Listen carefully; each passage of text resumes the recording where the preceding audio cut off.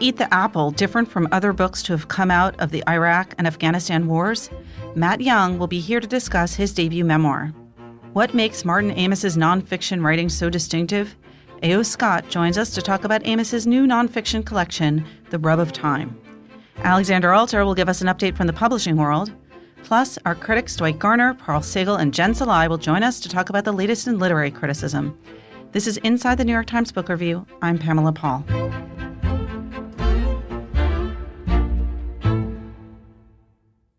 Matt Young joins us now from his home in Olympia, Washington. He is the author of a new memoir called Eat the Apple. Matt, thanks for being here.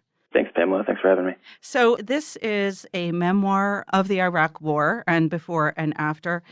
Tell us a little bit about what it's about and what you were trying to do. It's about kind of my journey leaving to war, but also coming back home. And I think it's been, or it was maybe recently revealed to me a little bit, that it's less of a war story than it is more of a coming-of-age story that's kind of background. The war is kind of the background of it, which I think kind of speaks to the experience of a lot of people who joined when I did and grew up when I did in the early aughts, I think. Kind of grew up with the war and came of age with it. And so it only makes sense that we would kind of mature alongside each other. That's interesting that you say it was recently revealed to you that it's a coming-of-age story. Had you not thought about it that way? I don't think that I had, and I think that's a weird thing for me to kind of admit. But I thought of it as a war story, and I don't know what really made me. It kind of blew my hair back when somebody told me that it was a coming of age story, and I kind of realized that, oh yeah, it really is. And I know that might sound funny, but I really hadn't thought of it that way. Well, I think that happens to authors more often than people would think, that their readers tell them what the book is actually about.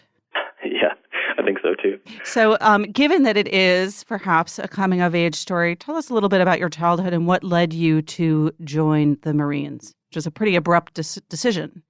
It was an abrupt decision. I don't have any family history of military service, and I grew up in Indiana. We moved there when I was about 7. My dad took a job from Connecticut and transferred to Indiana.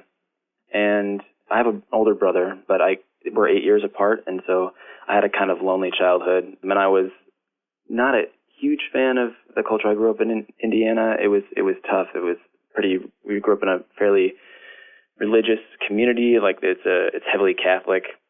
And my family didn't really fit in there. So that was tough, I think, as a kid. A lot of activities after school were, based in like the Catholic megachurch, and I just never had any interest in that stuff. So I ended up spending a lot of my time reading and watching movies and just kind of sequestering myself for a lot of my childhood until high school, when I kind of fell in with maybe a little bit of what people would call a bad crowd. And, I did a lot of partying and I did a lot of drinking and dabbled in illicit substances a little bit, and then ended up not in a very good way after high school. I had signed up to attend community college, and I ended up not wanting to do that. I took the money I got my refund from community college that I had applied to, and I went and I got a tattoo, but that money was my mom's money. And I ended up getting kicked out of the house and working 2 part-time jobs. And then I joined the Marine Corps. I was working outside in the middle of a Midwest winter, and the Marine Corps seemed like a better choice. And that was kind of after a night of partying and crashing my car, and all these things just kind of came to a head at once. When you look back at that decision now, are you glad that you made that decision? I think it's really hard to look back and what if a situation. I think I kind of worry that if I hadn't have gone to war, then I wouldn't be who I am, and I wouldn't be where I am, and I wouldn't understand myself the way that I understand myself now. And so it's hard for me to regret that decision, and it's hard for me to think about the kind of unfolding of my life in any other way. So I don't regret it. It's interesting because, people tend to think of a war experience or joining the military as sort of one of 2 different kinds of narratives. I joined the military, I went to war and it saved me, and I went to war and it ruined my life. But yours is not either of those very simplified simplistic stories? It kind of runs the middle of the road, I think. I don't think that it ruined my life, and I don't necessarily think that it's not an event and a thing that I did that I want to define me forever. Mm-hmm. I pushed it away for a long time, and I didn't want to write about it, and I couldn't find the distance, and I couldn't find the space, and I didn't have this ability to reflect on it. I didn't want to confront that person that I had been, and so I kept it at arm's length for a long time, and then finally it pushed itself out. I was attempting to write some stories for a reading that I was doing in graduate school, and this voice just kind of came out and started kind of speaking through my hands onto the computer screen, and the voice was kind of funny and sad and disgusting, and I kind of went with it, and I let it take me for a little bit, and that's what turned into the book and helped me kind of like write about that experience, I think, and kind of come to terms with it. Did you recognize that voice as your own? I think that's what it felt like. That I think before that, any time that I had tried to write about my experience or anything like that, even the fiction that I was writing at the time, it felt a little bit forced and it didn't feel quite like me, and I felt like I was kind of BSing my way through it. And then when that voice came out, it felt like, oh, I recognized it, and I said, oh, there it is. That's, I could do something with it. All right, I want to scroll back a little bit because you went from just mentioning that you were in grad school, and before that we were talking about dropping out of community college to get a tattoo, have a drunk driving accident, and join the Marines. So, why the Marines? That's a pretty extreme maneuver. It was extreme. I think that, well, for one, when I walked into the recruiting station, they were the only people that were open. In high school, I had talked to an Army recruiter, and I had kind of quickly left that behind. But that had been my sophomore year of high school when the recruiters come and during lunch period and try and get people to join. And I had feigned interest to get out of a class or something like that to hear a recruiter spiel, and then kind of left it behind. But I guess when I walked in the recruiting station, it was really just the Marine office that was open, and so I walked in, and it kind of by happenstance. I really didn't know much about them. I wasn't political. I didn't protest the war before I went in. I didn't really have or feel like I had a huge connection to it. It felt manly and like tough, and I felt kind of like I wanted that challenge, I think, and I also maybe wanted to feel somehow like I was doing something, and that seemed like the way to do it. You mentioned that you were not political. Is this a political book in any way? I don't think you can write a book about war and have it not be political. I think that I've read that a couple of times. People have said that it doesn't take a particular stance on the war, or it's not a political book, and I chuckle a little bit when I hear it, only because from the experiences themselves, I think people get a pretty stark, eye-opening experience about like what war was like and what my experience was like, and I think you're getting that experience colored through my lens, and I'm choosing to write about that and share that story, and so I think that that's inherently political in and of itself. Earlier, I was talking about the sort of oversimplistic views of what a personal experience is like in the military, and it seems that one of the political points and cultural points that you're trying to make in this book is that Americans tend to view the military overall in a very simplistic and not useful way. Was that intentional?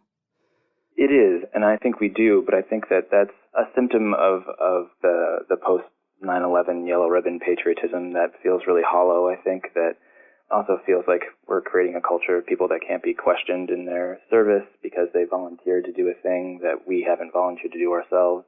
And I think that I'm really ambivalent about that. I think that it's maybe not ambivalent. I think it makes me kind of angry, that entire feeling that you can't be questioned, or that it's, that you're somehow above the people that you serve. And I think that people tend to hold the stories that I like to tell pretty close to the vest and not share them because, one, we're told not to share them, and two, because they're hard stories, and we don't want to be looked at like we're monsters. But I think the more that you hide the monster, the more kind of mysterious and monstrous it becomes. And I think confronting it is the thing that's going to change how people kind of react to and kind of approach that kind of military civilian divide that's developed in the last 13 years. What for you was the monster? The monster for me is kind of my past self. It's the way that I used to think about people and the way that I used to think about life, just the way that I would approach situations. I think that you're working in a space that requires you to dehumanize others, but in that dehumanization of others, there's a requirement that you dehumanize yourself in some way. In order to think about somebody as non-human, you have to stop recognizing what is human, I think, and that includes yourself. And so I think that kind of turns you into inherently something that people who think of themselves as people and others as people can't understand. I think it's hard, and it's hard to communicate that idea, and it took me a long time to figure that out, which is kind of the different forms in the book and the different voices that kind of come out of the book were a reaction to that. Do you feel like you've recovered yourself from that dehumanizing past version? I've definitely overlaid a new identity and learned coping mechanisms to kind of treat that identity that I created in the military. I don't think that I've found myself so much as recreated a version of me. I think that I don't think you can really erase an identity or lose an identity. I just think that you can kind of overlay different aspects of identity on top of one another. So I think that for some reason that's kind of comforting to me, knowing that I'll never really lose it. With each war, there's a period where there are maybe journalistic accounts of what happened in the war, and then a period after which you begin to see firsthand accounts, novels. And we're seeing this now, and we have for the last, 5, even 10 years, seen books come out of the Iraq and Afghanistan wars. Where do you see your book sort of fitting into that landscape?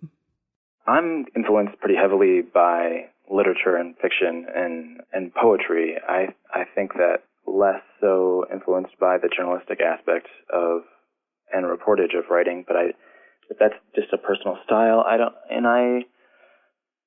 know where it fits in. I think it's hard. I think it's hard for people to categorize, and it's hard for me to categorize. I think it fits into kind of a new space of creative nonfiction, which I think is a relatively new genre that people are kind of really getting interested in. And I think they're interested in it because it's a new way to tell a story that people are discovering or maybe coming to as new writers.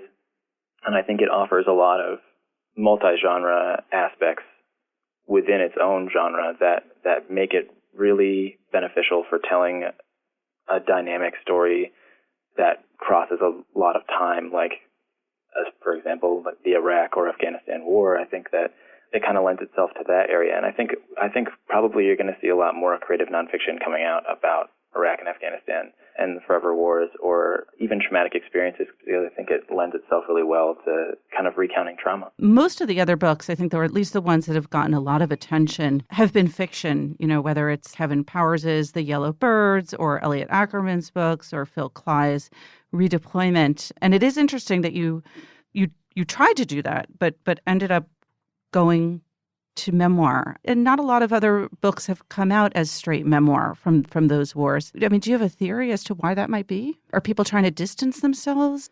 I think so. I mean, that's why I initially tried to write fiction. I wanted to be able to have a perspective and have an opinion on that perspective, but then not have to be complicit or have the onus of responsibility placed on me. And I think that's part of also why I wrote the book the way that I did. I think that that the first person plural or the third person that I use in the book, or even the second person, kind of pushes that distance away from me a little bit and takes that responsibility away. But I do think that writing an honest memoir that people want to read, and also that communicates some kind of truth about a situation, was one really, really traumatizing. I had to revisit all of those moments, and they were for 3.5 years while I wrote the book, and that was really tough. It's tough to come face to face with yourself, this kind of distorted version of you in a mirror that you're looking at, and just to stare at it day in and day out, and try to find something in it that you love. And I think that's really hard, and maybe that's why people don't want to do that so much. Given what a scary process that was to write the book, I mean, is it nerve-wracking having it out there? Does it feel like a relief to have gotten it onto paper? I feel a little column A, a little column B. Mm-hmm. I was really nervous about how the guys I served with were going to take it, but they've been really supportive and they've been really awesome about it. And it's also kind of a relief. I feel like I was more relieved when I finished it than when it actually came out, because I feel like it's there, it's done, the thing has like come out of me and I don't have to worry about it anymore. I can just let it go. And so that was kind of nice. It has been the recent last couple of weeks actually have been, I've been writing about it a lot and talking to people about it a lot, and it's been more so than I have in the past couple of years. And so that's been a new experience, and it's a little nerve-wracking at times. I don't quite know how people are going to react to it, or how people are going to react to me, or if they read the book and then they come see me at a reading or something like that. I'm a little bit worried that they're not going to know what they're going to be getting. And, mm-hmm. There's nothing in the book. There's no redeeming quality in the book. And so I think that they might be worried about who's going to be on the other side of that page. One of the things that differentiates the book is that very unsparing honesty. But also, and correct me if I'm wrong, this is, if not the only, maybe one of the very rare books that's come out of these wars by an enlisted man rather than by an officer. One of the only other ones that I could think of is Jess Goodell's Shaded Black, which was about her time in the Mortuary Affairs Platoon. And I can't really think of any others off the top of my head right now, which I'm sure that somebody will admonish me later for not mentioning. But right, some major book that you should have known about. Yeah, exactly. I think that has to do a lot with the kind of culture of silence that's created, especially within the infantry. You're told not to talk about your experience. When you're in country and we have reporters around, you're told, they give you talking points to tell them. Mm-hmm. You don't really reveal your own story. And I think that kind of relates back into the civilian world. When you go back there, you don't really want to talk about it. You're told that, if you were really in it and you really went to war, then real men don't talk about it. And there's a lot of real men talk and that kind of stuff. And I feel like I've been lucky enough to, like I said, I dropped out of community college, but I was lucky enough to then, after I got out of the military, to go to college and have a lot of really great professors that kind of helped me understand masculinity and help me understand myself as a man through writing and literature. That kind of got me to a place where I was comfortable telling it, and I think that's why the story came out of me when it did.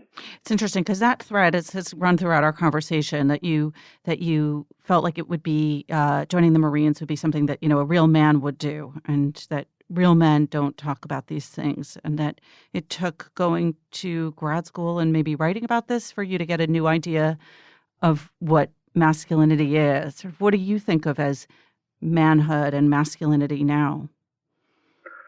It's hard for me to pinpoint.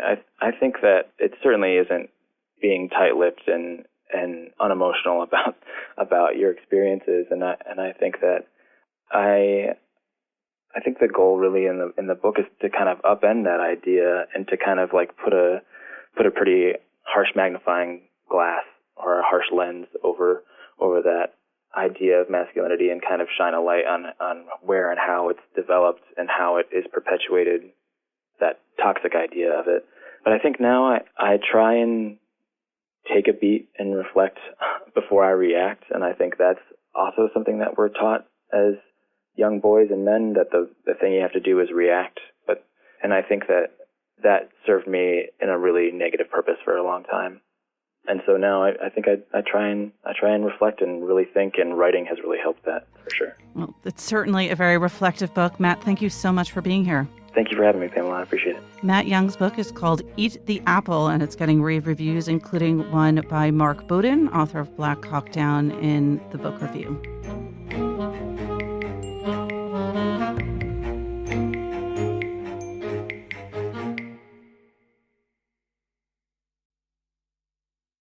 A.O. Scott joins us now to talk about Martin Amis's new book. It's called The Rub of Time, Bellow, Nabokov, Hitchens, Travolta, Trump, Essays and Reportage, 1994 to 2017. That's a mouthful. Tony, thanks for being here. Very nice to be here. I kind of love this. I mean, I love the title, but I maybe like the subtitle even more because of just it's weird to have Trump in there, but it's weirder to have Travolta in there. And so maybe let's start there. Well, I have to say this is a kind of book that is one of my favorite kinds of book, and I sometimes worry that they're not going to be published anymore, which is the grab bag of miscellaneous reviews and essays and journalism that's held together in a way by nothing more than the writer's personality. This is stuff that Amos wrote about in the last 25 years. Is your fear that this won't happen anymore because now these things can be grabbed off the internet, and so publishers might think like, oh well, why do we need to put it out there? Who wants it? If you can, if you want to, you can Google it and you can find, everything that Martin Amis wrote about Saul Bellow if you care about that. So why put it in between covers? But it's exactly the heterogeneity and just the sort of the serendipity of turning from a profile of John Travolta from the mid-'90s, from sort of the moment of his big comeback, to something about Nabokov, to Philip Larkin, to a report on, the porn industry in Las Vegas, to an account of Amos's ill-fated attempt to play the World Series of Poker. I mean, just all of this stuff. It's just great to have it here, even though the quality obviously is uneven. And as he says in the preface, no reader is going to be equally interested in all of it. Right. But I think that people on the outside are maybe dismissive or don't understand that there is an art to putting these kinds of books together, because they didn't probably, I'm assuming, didn't include everything, right. But selected and thought about the order and the way that it's organized, and sort of if there's introductory matter, and sort of how do you make it cohere? I think there is definitely an art to it, because they're just basic questions. Do you do it in chronological order? Do you try to arrange it thematically? What are the risks and what do you gain from either approach? I mean, these are sort of they're grouped so that if you were reading it from start to finish, which no one would ever do. That's the other thing. And this is how I read it. I didn't sit down and start at page 1 and read it continuously through. I kind of cherry-picked until I had read the whole thing and just sort of checked them off. So what did you want to pick? What did you want to read first? Well, I started with the literary criticism because I think he's just such a good critic. And his previous collection, The War Against Cliché, which is a collection almost entirely of his literary criticism, is one of my sort of touchstone books of criticism, and something that I go to when I need some kind of inspiration, when I'm feeling like just a total hack. And I need to be reminded of the highest forms of hack work. And I don't mean that at all dismissively. There are several sections called Twin Peaks, which are about Nabokov and Bellow, who are his, and it will come as no news to anyone who's read Amos over the years, his great heroes, his sort of his exemplary, his paragon. I need a personal novelist. Relationship with Bellow. Yeah. And Bellow is in a way his second father, his adoptive American father. His first father, of course, is Kingsley Amis, the British novelist and poet and alcohol writer and kind of a sort of a somewhat faded but in his time very vivid and lively figure in the British literary scene. He's sort of having another in his time, because the New York Review of Books Classics has been reissuing all of his earlier comic novels. Yeah, which I think had been overshadowed a little bit by the kind of the reactionary crank that he had become later in his life, and his maybe overproduction of not very good novels toward the end. But I think these things go through their cycles. A good friend of Kingsley Amis's, Philip Larkin, is the subject of some interesting essays in Martin Amis's book, has gone through a kind of another cycle of where he was very, very admired, and then letters were published and a biography was published, and people were like, God, this guy was really just an awful person. Yeah.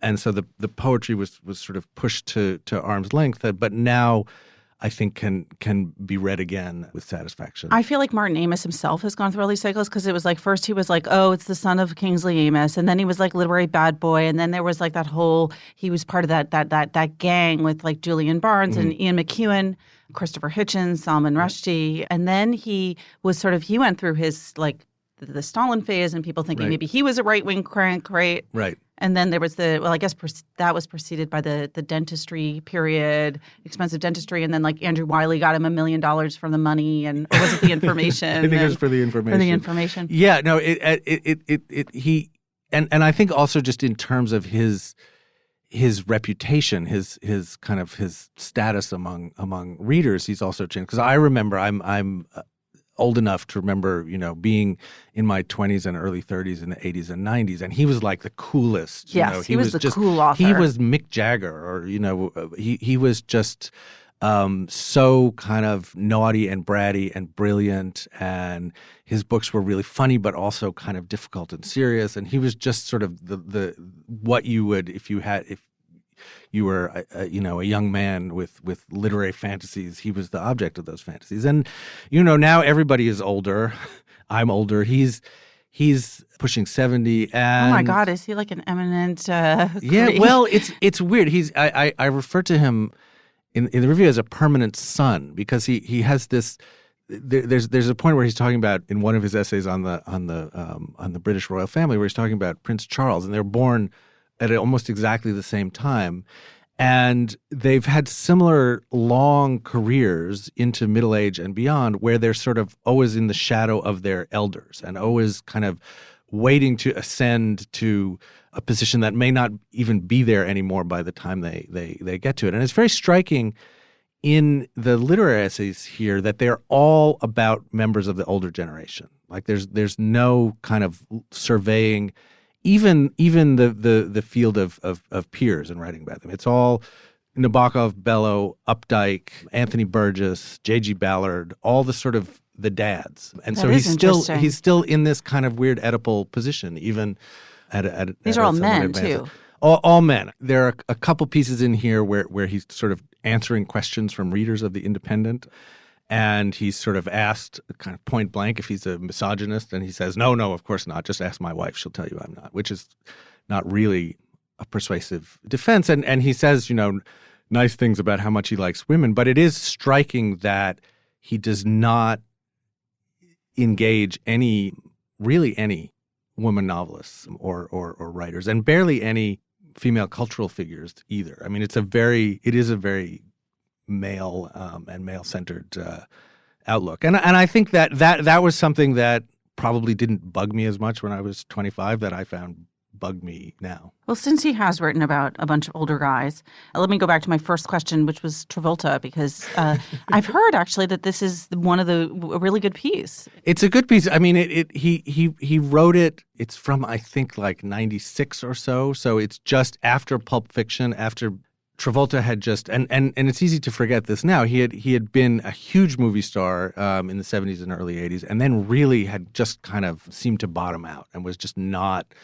anybody who was getting good roles or being thought of as a great actor. He was just sort of a has-been. And then Quentin Tarantino cast him as Vincent Vega in Pulp Fiction, and he had a whole renaissance. So it's a very lively, it's an example of what can be a thankless journalistic assignment. I mean, it's a celebrity profile. Like you go and you spend the afternoon at the person's house, and anyone who's done this knows that they're putting on a show for you. It's not like you're gonna get deep inside the personality of this figure. And it's an example, I think, of Martin Amis, just by sheer force of his own literary talent, taking what is, in a way, objectively a not very interesting piece about a not necessarily very interesting person. I mean, no one has ever suggested that John Travolta is a sort of a kind of a deep soul. He's very good actor. I'm fascinated by him with the Scientology and all that. That's not really in it. That hadn't really come to the fore, and so there's very little about that in this piece. It's not in any way a kind of a probing piece. It's just but in the way that it engages with the superficiality of the subject and of the format, it's quite entertaining to read. And that's something that as a journalist, I think Martin Amis is good at, which is just sort of giving you a flavor of the scene and of his own slightly skeptical fish out of water presence in it. I mean, he's crossed sort of genre a lot. Journalism, as you said, he's written nonfiction, this book about Stalin and literary criticism. But I think most people, and a memoir, which we both love, experience. But people probably mostly think about him as a novelist. So I'm curious how you think his nonfiction compares with his fiction. One of the things I like a lot about his nonfiction is his consciousness of writing as a craft and a trade, as something that you get up in the morning and work at. and you get paid for, and that's attached to all of these other institutions and practices. So there's just a lot. If you're interested in kind of, not quite literary gossip, but just the sort of the texture of different magazines and editors and how different pieces happen. He has a great sense of that. And in his fiction, I think at its best, he has a similarly acute eye to just how things work, how deals get made, what people are doing, how the machinery of celebrity and literary culture and all of that works. And I think that his early books are great examples of sort of a young, highly ambitious writer kind of both expressing and satirizing his own ambitions and the world that sustain it. But I like some of the odder stuff too. I mean, one of the first things that I wrote for the book review, I guess 20 years ago, was a review of a book of his short stories, which you could say they're sort of gimmicky and they're science fiction-y and they're sort of in the manner of right. He also wrote an Atari guide. Yes, he did, and he wrote Time's Arrow, which is the famous Holocaust novel told in reverse, which I think is really good. I mean, he has a lot of virtuosity. He has maybe a surplus of just skill as a writer of prose, and sometimes that can wear you down, or sometimes it can be a way for him not to engage more difficult or more serious things. But it makes his books, even the lesser ones, at least enjoyable to read, and sometimes more than that. Yeah, you used in there the sort of slightly damning phrase, "at his best." But as someone who's written your own book about criticism, Better Living Through Criticism, How to Think About Art, Pleasure, Beauty, and Truth, what do you admire most about Martin Amis as a literary critic? There's a combination of clarity and concision and a sort of scholarly doggedness. So he really does the work, and then he makes it look effortless. So there's an essay on Larkin, which is maybe my favorite part of the book, where he just, in a very matter-of-fact and lively way, explains how Larkin's personality and his work fit together and don't fit together, and has just this sort of paragraph that is written in a very casual way about Larkin as not a poet's poet, but a people's poet and a novelist's poet, about the sort of the novelistic qualities, the way that Larkin will get you very quickly into the reality of a character's circumstances and psychology in the way that fiction writers more often than poets do. And that, for me, I've been reading Larkin for a very, very long time. There's a whole section in my book about one of Larkin's poems. And that was just sort of like a flashbulb going off. It's like, oh, that's it. That's exactly what he does. And, you can write criticism a long time hoping for one or two moments where you do something like that, where you just kind of make sense of something and reveal something to readers about what they might be reading or seeing in a way that's illuminating and useful to them. And Amis, as a literary critic, he does that a lot. And he does it also with writers who you might think you know very well and who he has written about before without it ever seeming like a chore. Because you could think, oh, here is the 15th or whatever Martin Amis piece on Saul Bellow. And you kind of think, what could he possibly... And you might think, he gets the assignment, he gets an envelope with a galley from you or someone like you, and you could picture a sort of a heavy sigh and like, oh, Bellow again, great. But he attacks it with discipline and professionalism and doesn't phone it in. That is something I admire quite a lot. Not that I've ever phoned it in, but I understand the temptation. Well, Tony, you are not only one of the best literary critics here at the Times, but also as a kind of sideline, our co-chief movie critic. And it would be remiss of me not to bring up, since we are on the eve of the Oscars, a movie question or two and throw that in here into the book review podcast. And I'm curious to ask about then, since it is a books-related podcast, what you think about some of the maybe literary adaptations. Yeah. Well, I think the big one is Call Me By Your Name, Andre Aciman's novel, made into a lovely movie directed by Luca Guadagnino that has been the sort of the breakout vehicle for young Timothée Chalamet, who's at the age of 21 or 22, being talked about Suddenly everywhere.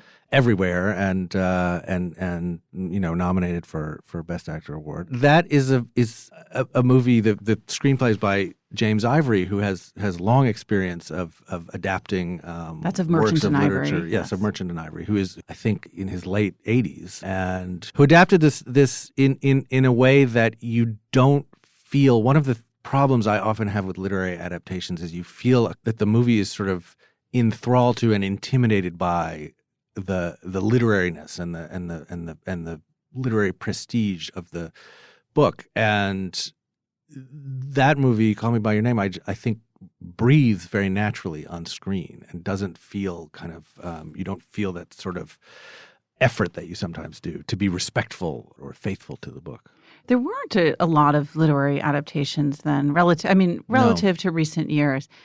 No, it's true. I mean, there are a lot of really good original screenplays. There's Greta Gerwig's screenplay for Lady Bird, which is just terrific, and Jordan Peele's for Get Out. And did Guillermo del Toro do the screenplay for The Shape of Water? Yeah, and that's also original. Yeah, there haven't been as many adapted, and I mean, I don't know why that is. I'm not sure there's great significance to be gleaned in there, but it says nothing bad about books. No, it says nothing bad about That's books. what I'll say. People still like books. They People just are want still the books to be optioning and books. adapting them. Yeah. All right. Well, Tony, thank you so much for being here. It's always a pleasure. A.O. Scott reviewed this week in the book review Martin Amis's new nonfiction collection called The Rub of Time, Bela Nabokov, Kitchens, Travolta, Trump, Essays and Reportage, 1994 to 2017.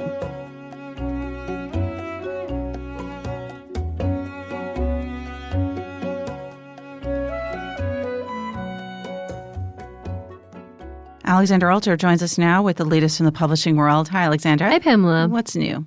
So there was an interesting announcement this week from Amazon Publishing, which is, of course, the publishing arm of Amazon. And they are starting a new imprint with Jill Soloway, who is, of course, the creator of the TV show Transparent and another television show, I Love Dick, which are part of Amazon Studios. You can watch them on Amazon Prime. And she's starting a publishing imprint, which I thought was pretty interesting because she does seem to have a literary take on things. I Love Dick is an adaptation of a novel by Chris Kraus.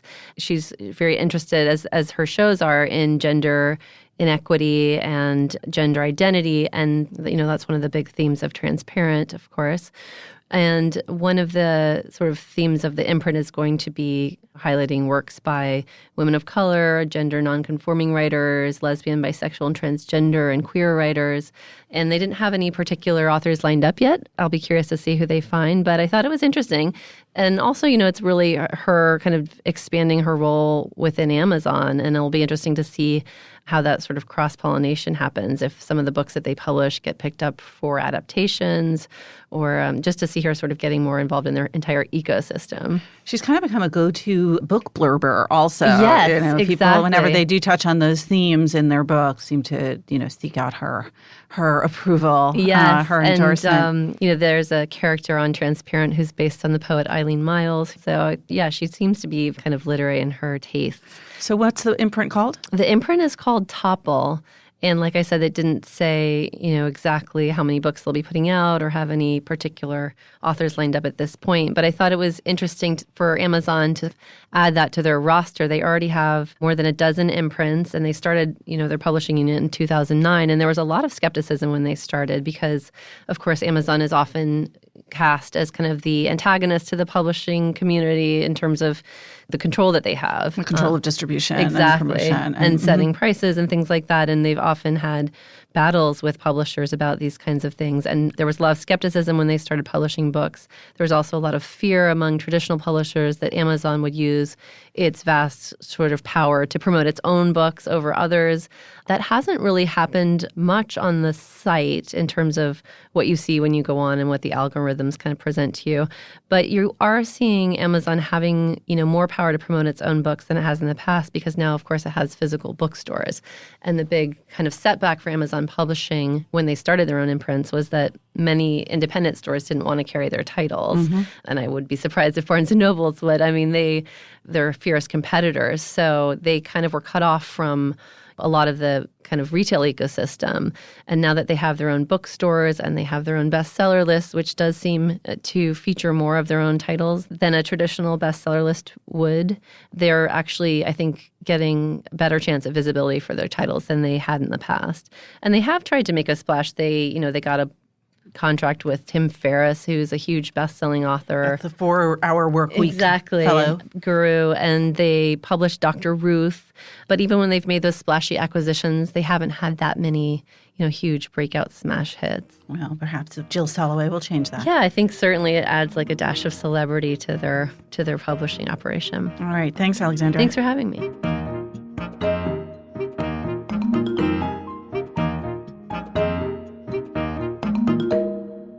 Joining us now to talk about their reviews and other issues in criticism this week, our critics, Parl Sagal, Dwight Garner, and Jen Salai. Hey, guys. Hey, Pamela. All right, Dwight, you were first in the lineup this week. What did you review? Ian Bruma's new memoir, A Tokyo Romance. We all know who Ian Bruma is. I mean, this extremely well-regarded Dutch historian, now editor of the New York Review of Books. And he's written this memoir about his time when he was in his 20s, when he spent 3 or 4 years in Tokyo. And the book is fascinating. I had no idea, first of all, about his background there, but he fell in with this sort of group of avant-garde theater directors and writers and movie makers. And the book is really sort of louche and crazy. He falls into this world of sort of underground sex clubs and budo dancers. And they all kind of love him. He's this sort of good-looking white American, and he sort of becomes this mascot for this avant-garde art scene. And he writes so well about it, and his memories are just terrific. The only other book I've read by Baruma, it was an early book of his called God's Dust that was also, I think, probably roughly around the same period in which he's traveling around Southeast Asia and East Asia. Yeah, I think he's mined these memories before, but I don't think quite so movingly and quite so wittily. He's sort of the butt of every joke in this book, and it's fun to watch him sort of bumble his way through. And clearly he's not such a bumbler. He's just really good at being self-deprecating. But a lot of good stories are told. Well, his last book was more earnest, right? About his parents? Wasn't it about his parents or his grandparents, and was more serious? He's a fairly earnest style, but in this memoir, he just has a lot of good anecdotes. What did you read, Jen? So this week I read Steven Pinker's new book, Enlightenment Now. I always want to add an exclamation point to the end of that title. And maybe he did too. Yeah. I mean, there's a lot of exclamation points actually in the book, because his overall argument is that the world as a whole has been getting better and better due to the spread of Enlightenment values, as well as the spread of certain technologies, as well as scientific advances.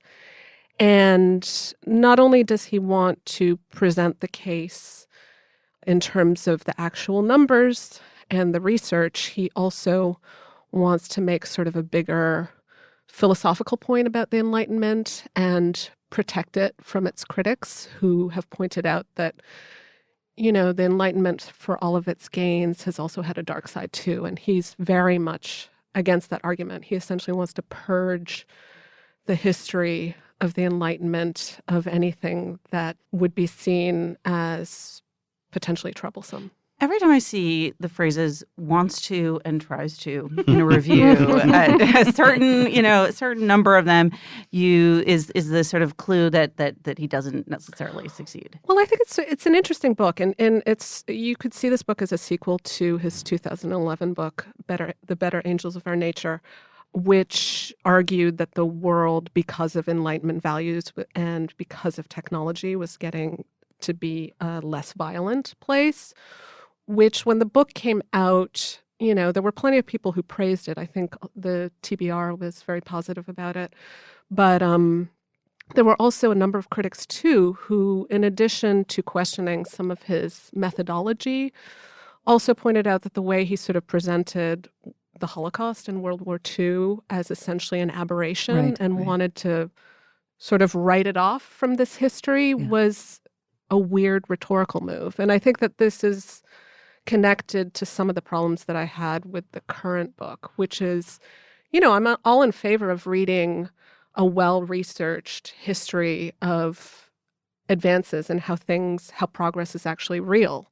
But at the same time, the way that he presents things, and he essentially ridicules his critics, he ridicules philosophers who have questioned his reading of the Enlightenment, And he also essentially tells anyone who thinks that the world is not getting better that, if they themselves have felt any suffering, they need to look at it in the context of the grand scheme of things, which I just think is, it's not only is it unpersuasive, but I actually think that it fuels the exact kind of rage that he actually wants to counter, which I think is a worthy project. But the way he goes about it is totally unconvincing. I mean, he's one of these the rare Harvard professor who has become a kind of like pop culture figure. Yeah. I mean, he's a psychologist. Right. I mean, he's a psychologist, but he's not a cognitive scientist, right? No, he's a psycholinguist. Okay. Yeah. I think distinctive hair helps in all things. And confidence. And confidence. I mean, Yes, he's for those who- incredibly... And champions, right? Because this particular book, right, Bill Gates said it's one of his Yes. two favorite books. Like David Brooks wrote a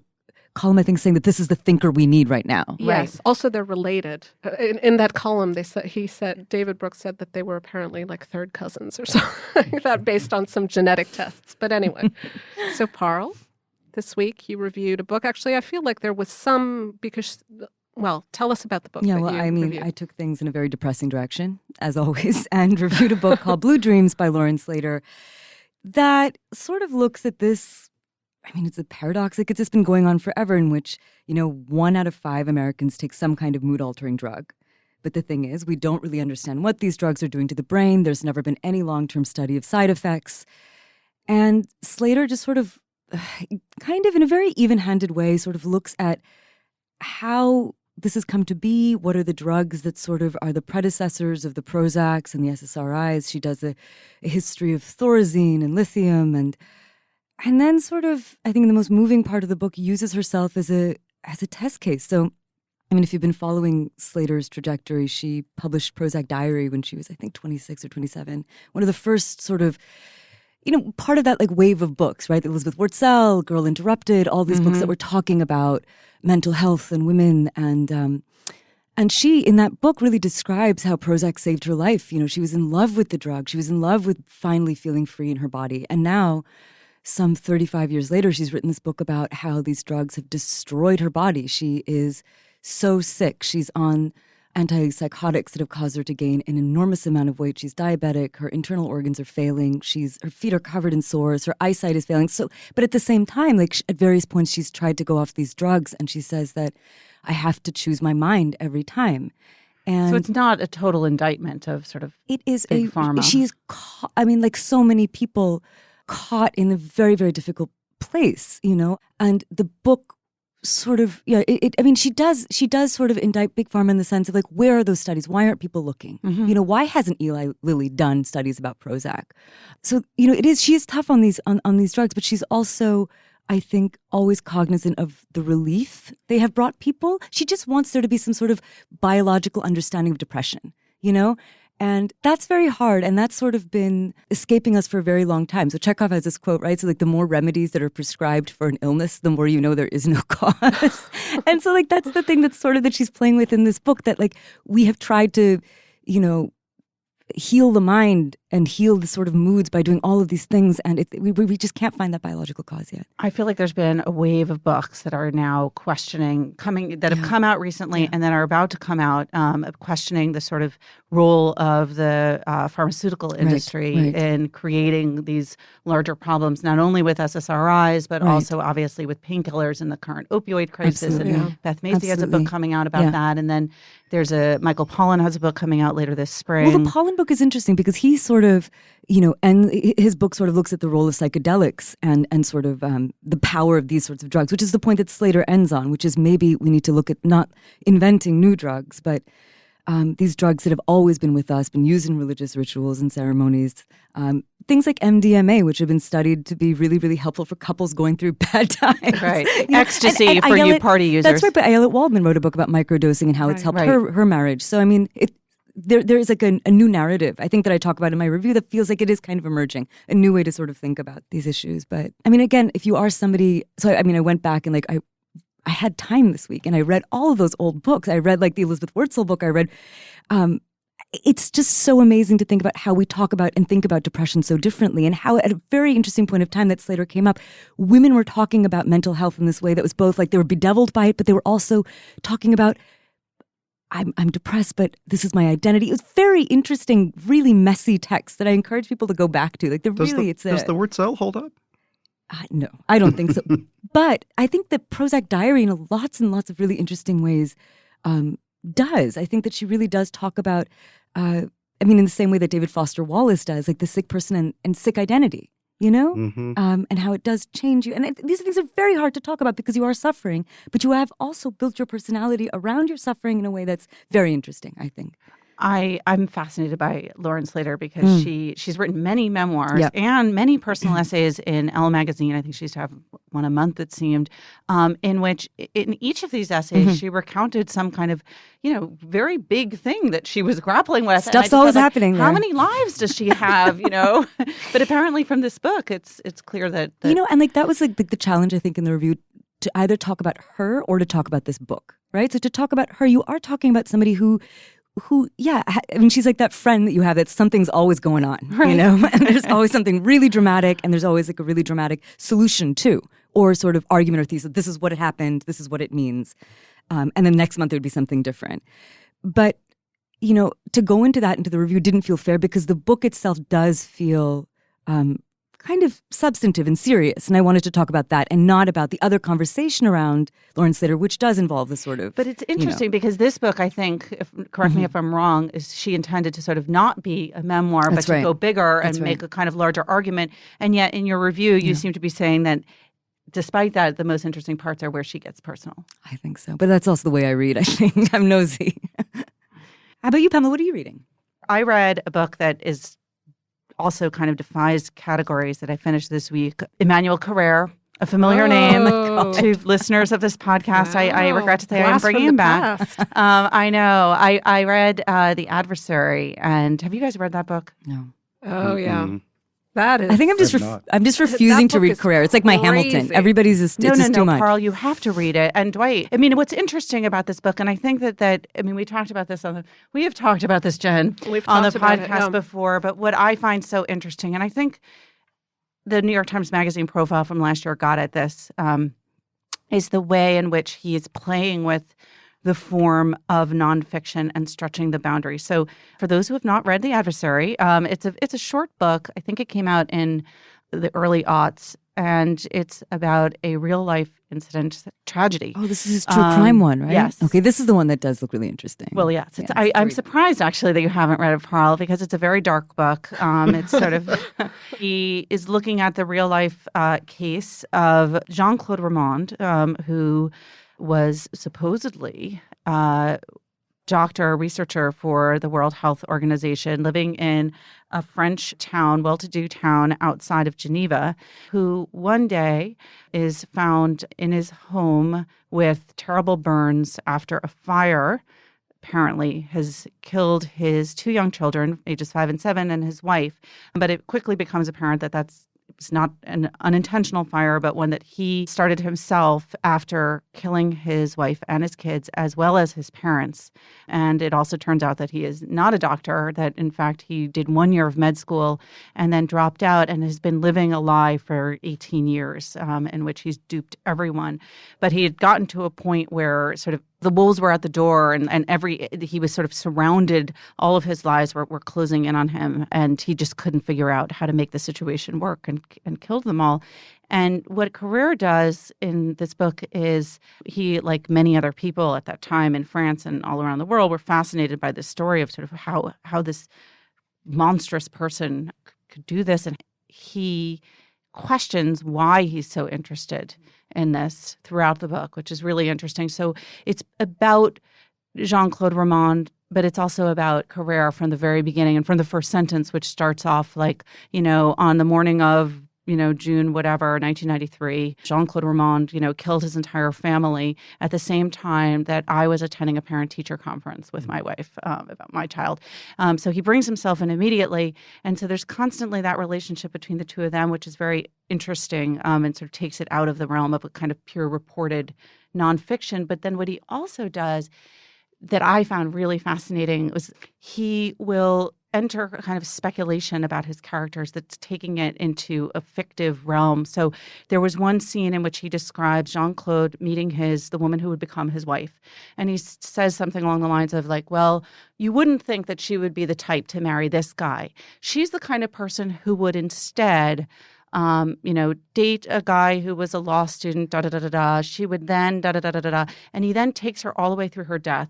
And not actually in the subjunctive or the conditional, but like he just states like she then goes and she does this and that. And then one day she wakes up, her